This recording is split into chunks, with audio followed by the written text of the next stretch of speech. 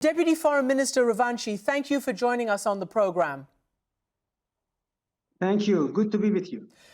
Okay, tell me what is going on. What has been damaged? How close to your headquarters?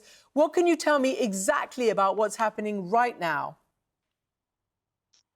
We have been witnessing an act of aggression, a clear case of naked aggression against Iran and the Iranian people since 5-6 days ago. We were about to start new round of talks with the Americans on Sunday. That was 15th of June.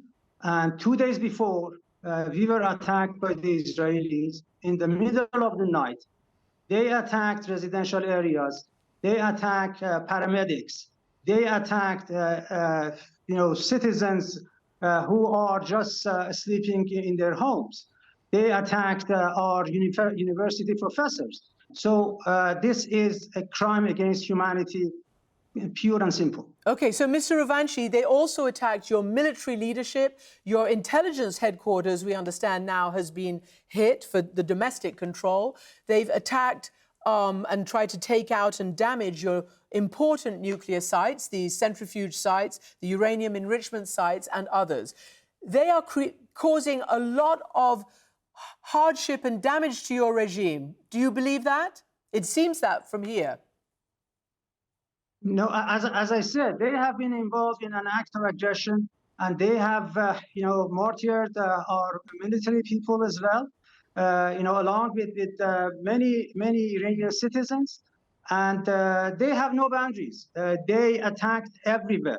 So you mentioned attacking against our nuclear facilities. These are safeguarded places. It is a crime in accordance with the international law to attack, a place which is safeguarded under IAEA rules. So unfortunately, the Americans and some Europeans have shielded the Israeli regime not to be criticized at the board meeting, Board of Governors, IAEA Board of Governors meeting, and also at the UN Security Council. So it's a shame to all those who are protecting this regime. Okay, let me get to a few things. Clearly, you must be concerned. You must be worried that more leadership targets will be hit. The supreme leader, your ruler there, Ayatollah Khamenei, the Ayatollah, has come out and said that you will never surrender in response to Donald Trump. But I understand also that things are pretty bad for you and that you have tried to reach out to the US and to Israelis to try to get some kind of negotiation track back on track. Is that true? No, that's not true. I do not share your assessment. We are not reaching out to anybody. Mm-hmm. We are defending ourselves. Although we have always promoted diplomacy, but we cannot negotiate under the threats. We cannot negotiate while our people are under bombardment every day. So we are not begging for anything. We are just defending ourselves. And we have an experience of 8 years of war against Saddam's aggression back in the 80s. And now we are defending ourselves against the Israeli regime, which is being helped by Americans, which is being protected by Americans and some others. As you know, the Israelis are much more sophisticated and powerful than Saddam Hussein ever was. That was some 40 years ago. This is a much bigger order of magnitude. As you know, also, President Trump is publicly weighing whether to join the strikes and whether specifically to hit, for instance, the very deeply buried Fordo facility with the very big bombs. What do you think? What are you reading? Do you think the Americans will get involved? And what would your response be? We don't know. If the Americans get involved, directly, definitely our hands will not be tied. We will do whatever necessary to protect our people and our interests. The Americans have been collaborating with the Israelis, although they have said it that they do not have anything to do with this conflict, which is not true. But if they decide to be engaged, militarily, direct military involvement in this massacre, definitely we will do whatever necessary to protect ourselves. And by the way, Fordo is another protected site based on IAEA rules. So that will be another instance of a crime which is being done, unfortunately, by Israelis and Americans, which is prohibited under international law. I'm going to get to that in a moment because the Israelis say their intelligence said that you were moving towards weaponization and they had to act now. But I'm going to ask you that in a moment. But first, do you believe that what is happening is regime change targeting or regime destruction targeting? How do you assess the removal of a big layer of military commanders and what President Trump said about Ayatollah Khamenei, that he would be an easy target if they were to decide to take him out? How do you interpret this? Is this about regime change? I don't know about their intention. Just ask them what the intention is. But we will do whatever necessary to protect ourselves. And we have the experience of as I said, 8 years of war during Saddam's era, when everybody was helping Saddam. So you say that you should not compare Saddam and Israeli regime, but do not forget the fact that all the world were behind Saddam at that time, and we were the ones who resisted. And now there is a very strong cohesion within the Iranian society to resist aggression, to resist foreign interference in our domestic affairs. So you ask the people who are in Tehran, ask the embassies, ask the people who live in Tehran these days, and ask the morale of the people. And you will understand that the Iranians are behind their government because they are facing a foreign aggression which will be resisted. I'm going to get to that in a moment because you all were very surprised when Assad fell. You didn't know that he was that unpopular with his people and he fled at the last minute. I'm going to get to that in a moment. But first and foremost, I want to ask about the negotiations. President Trump has apparently told allies and friends that he felt he was being played by the Iranian government, that there was no, willingness or immediate prospect of you agreeing to the conditions of a negotiation. He said he gave you 60 days, and on day 61, you still hadn't come. Why? Why didn't you agree to the terms? And do you believe you had a 60-day deadline? No, nobody can put any deadline on us. When we negotiate something, the two sides have to agree on the timetable of the negotiations. This is point number one. Number two is that we really doubt the sincerity of the Americans in the course of 5 rounds of discussions that we had.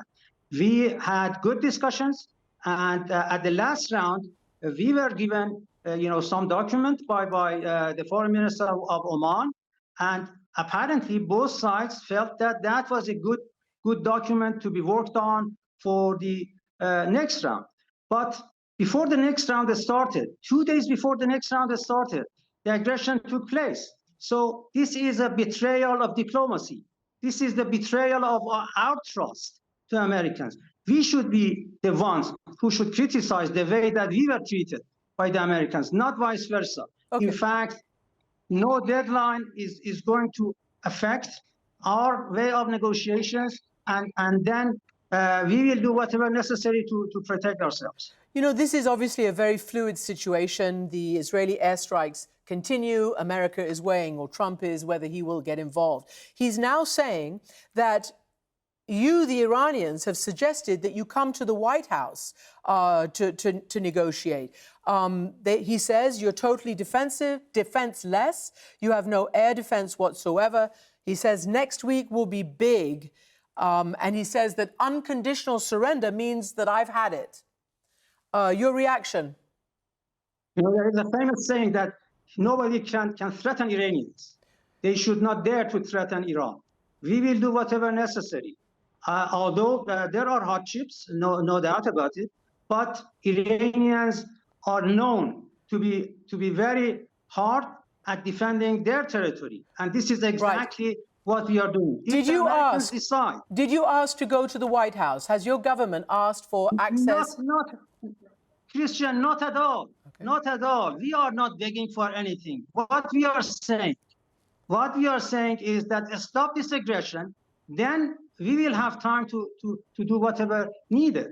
As long as the aggression continues, as long as this brutality continues, we cannot think of engaging. Okay, so let me ask you this, because it is clear, and we can see it, that a lot of your military capability has been degraded. It is clear. They say that they have control of the skies, and they're even reporting that fewer and fewer missiles are getting into Israel. Even the defense minister saying that they might, as he says it, release the population to go back to work and to come out of their shelters. But I want to ask you this.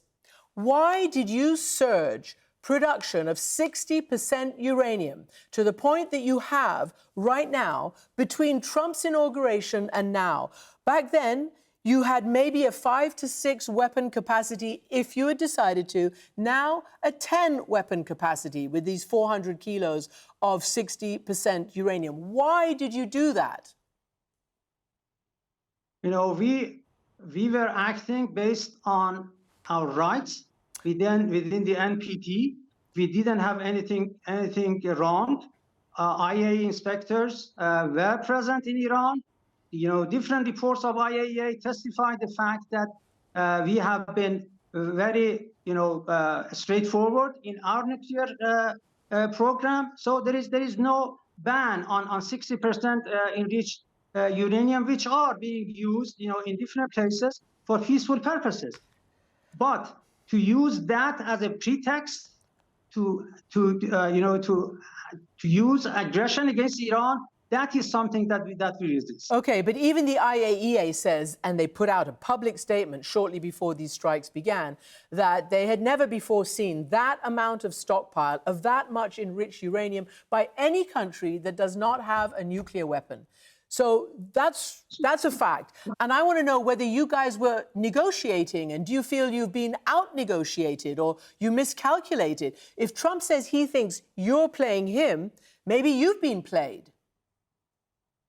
No, that was, as I said, we were negotiating in good faith with Americans. 5 rounds of negotiations, and apparently both of us were happy with the ongoing negotiations. But all of a sudden, 2 days before, you tell me that he gave us 60-day deadline, and on day 61, they attacked us. But what was about to happen on day 63? So the American president should respond to this question.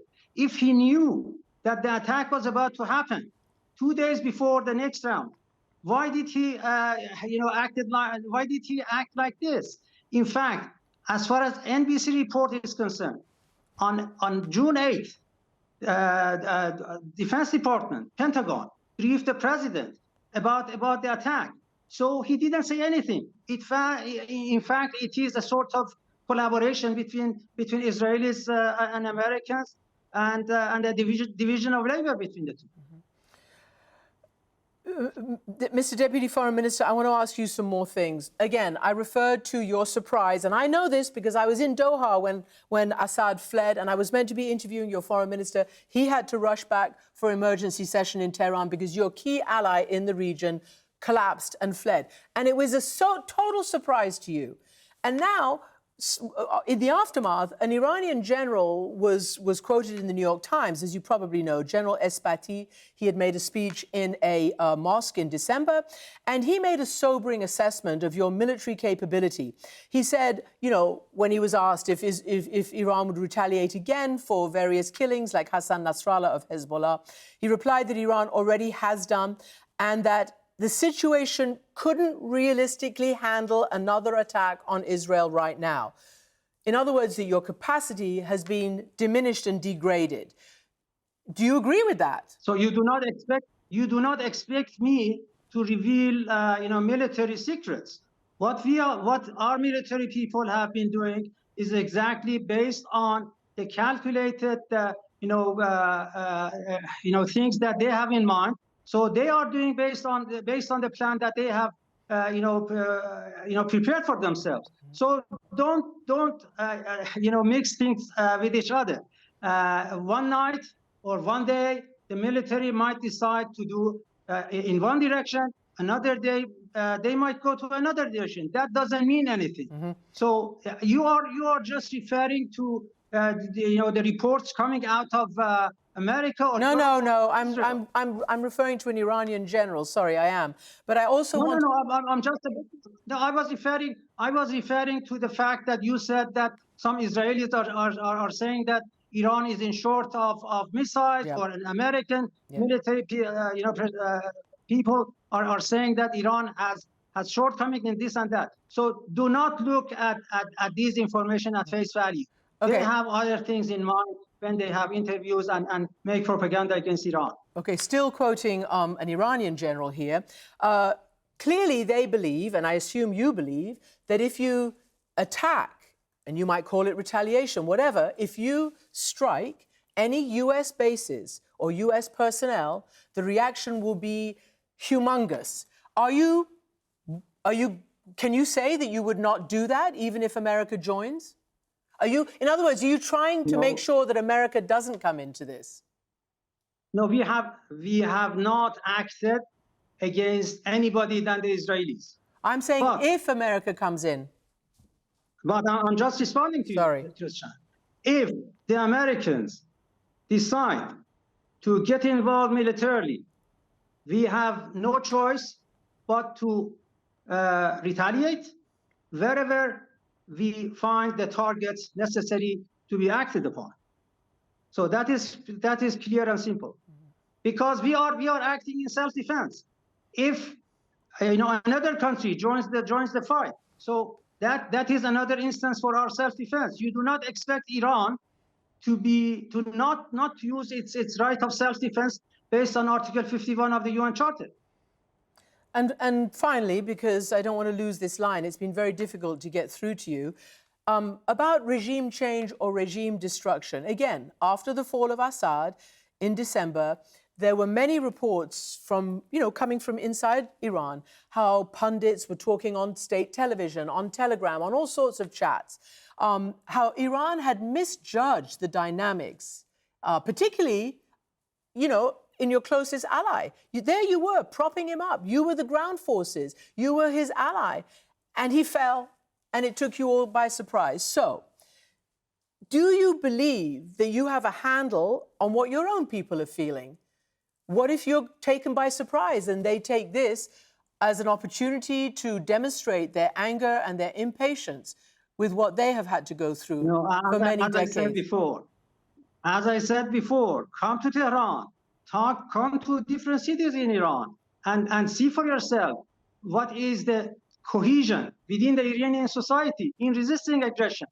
Iranians have always been famous for their steadfast against aggression, against foreign intervention. Do not compare Iran for any other country. I do not have any other country by name in my head, but Iran speaks for itself. You have been in Iran before. You are familiar with the mentality of the Iranians, with different walks of life, with those who are critical of the government, with those who are supportive of the government. They have one voice. They resist the aggression, and time will show that we are right. And finally, Israel says that it believes you were on the verge of deciding to make a nuclear bomb. Now, Trump is moving in that direction, even though his intelligence chief said that's not the case in terms of their assessments. But do you now think that this clear attack on all of your facilities and your conventional weapons, if you survive, will Iran decide to become a nuclear weapon state? No, we will survive. That is for sure. This is the point that I need to emphasize. The other point is that we do not believe in nuclear weapons. There is no place in our defensive doctrine. Nuclear weapons have no place in our defensive doctrine. In fact, we believe that the world will be a better place without the nuclear weapons. But who has the nuclear weapons in the Middle East? The Israeli regime. Who has the weapons, the most sophisticated weapons, nuclear weapons? The Americans. So they are the ones who should be responsible for all the chaos that are going on in different parts of the world as a result of desire for achieving nuclear weapons. Deputy Foreign Minister Majid Takht Ravanchi, thank you very much indeed for joining us, and we hope that we can talk to you again. My pleasure. Thank you, Christian. Thank you.